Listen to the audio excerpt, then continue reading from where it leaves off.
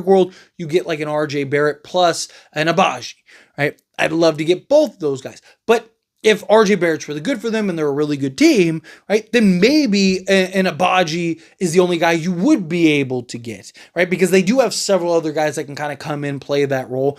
This season, he's on a club option, which is 6.3 million, almost 6.4 million, right? So let's call it 6.5 million to be safe, because remember, Lakers are very limited on money that they could take in. So you'd have to send out about 6.5 million, which is easy to get back.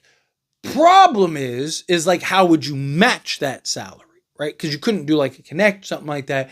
And would Toronto want to take on like a Gabe Vincent or something? Maybe, right? You kind of look at like their guard depth, right? Maybe that's an option that the Lakers could kind of look to do. But that's obviously something that I think if you're looking for an Agbaji, I think he's more likely than not, if you were to land him, it's something that would happen at like the trade deadline. But he's somebody that I really kind of want to focus on. I talked about RJ Barrett in particular, and I even mentioned Agbaji in that video, but I want to kind of focus more on Agbaji because I do think he's a guy that could really kind of help what this Lakers team needs. Now, obviously, look at guys like Matisse Thybulle, right? These like kind of 6'5", versatile, could slot in 2 or 3 for you, but also is somebody that can defend 1 through 3 for you, right? These guys that have the longer wingspans, right? You look at an Agbaji, he's got a wingspan of 6 feet 10 inches, actually 10.25 inches.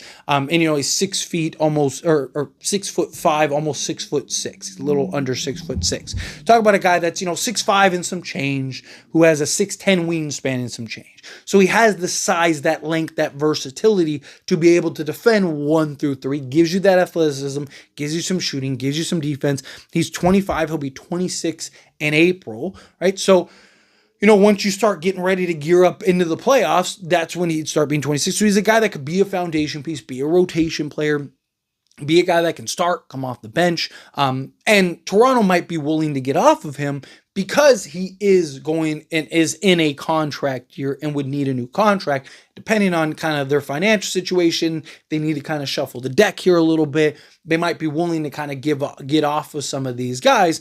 And also with the Agbaji, right, he is a restricted free agent, so that's something to kind of keep in mind that they could it's not something where they'd have to get off of him. Right? It kind of just depends on what his market is. But also, if you're the Lakers, you have to keep in mind that as well.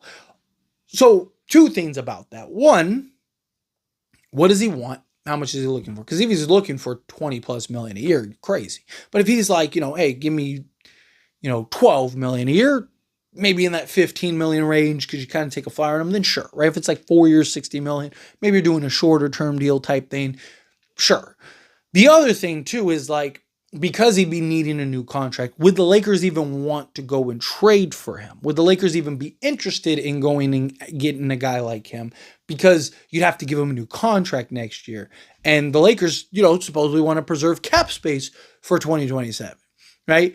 Now, even that scenario, 1, maintain that I don't really buy it. I don't, because again, you're going to have to pay Austin Reeves. If DeAndre Ayton's good, you're going to have to pay him. If Jake LaRavia is good, you're going to have to give him a new extension, right? Like, so yeah, he wouldn't make it that year, but he'd make it the year after. Luka's going to, the following year, it's just, you're going to have to start paying guys eventually. And what, are you just going to keep doing 1-year deals forever, right? You're going to end up losing guys that you don't want to lose, right? Like, you're going to have to make some calls. And a guy like Agbaji is a guy that could be a long-term answer for you and be a piece that really makes some sense that I don't think would break the bank. He's not getting 20 million on the market, right? He's probably getting maybe 15 on the market. Maybe another team would give him 17 just to try to get him off the Lakers, but you'd also have him as a restricted free agent. So you'd have that kind of flexibility to where, you could match if somebody offers him more. You also might be able to get him cheaper if teams kind of are like, it's not even worth putting an offer. And you'd be like, hey, you don't have any offers. We'll give you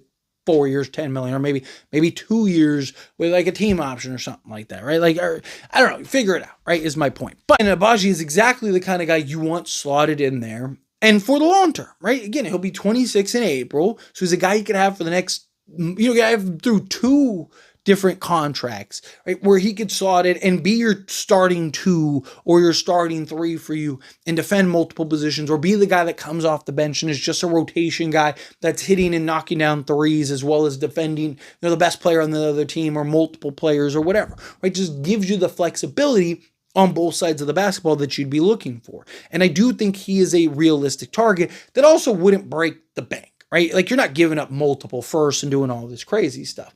Obviously, I'd still love an Andrew Wiggins or something like that, but like, those guys might not be on the table. A Matisse Thybulle, he might not be on the table. I think he will be, especially as we get closer to the trade deadline, because it's like, is Portland really going to want to lose them for nothing? But you could get, like, why not get both?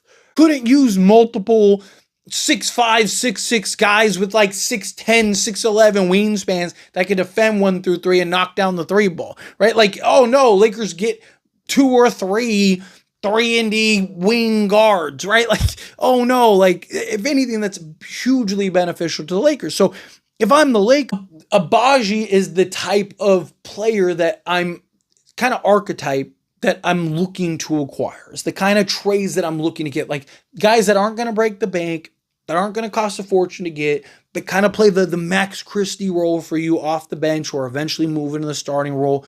Get into his stats, because I do think it's important to kind of go over what he can provide for you. So last season with Toronto, 64 games played, 45 games started, 27.2 minutes per game, on 8.3 attempts, shot 50% from the floor, on 4 attempts from three-point range. So literally half of his field goal attempts came from three-point range. He was 40% last year, 39.9%. Now, he is a guy that for his career is 35.3%, and a lot of it was the previous stint where he was with Utah and Toronto, right? He was traded from Utah to Toronto. He shot 33% in Utah on 2.8 attempts, and then shot an abysmal 21.7% in Toronto on 2.6 attempts. So that really tanked his three-point percentage. But you saw last year with Toronto, on 4 attempts, shot 40% from three-point range, right? Got to keep in mind, playing alongside Luka, playing alongside LeBron James, playing alongside 2 guys that are going to be able to create to levels that he's never played alongside, being on Utah and Toronto, right? And then even also Austin Reeves can even make plays. So you can even run Reeves at the point at times with a Agbaji at the 2. So regardless, right? He's a guy that I think would benefit and probably be close, even if he's not 40%, if he's just 37, 38%, because of his defensive capabilities, his two-way capabilities, I think would go a long way. But 2-point range, 4.4 attempts, 58.7% from the floor, EFG of 59.3%, free throw shooting. He's a career 73.4% on 1 attempt. Last season on 0.8 attempts, he was 71%. He grabbed 4 rebounds, 1.5 assists, a full steal, half a block, and 10.4 points per game.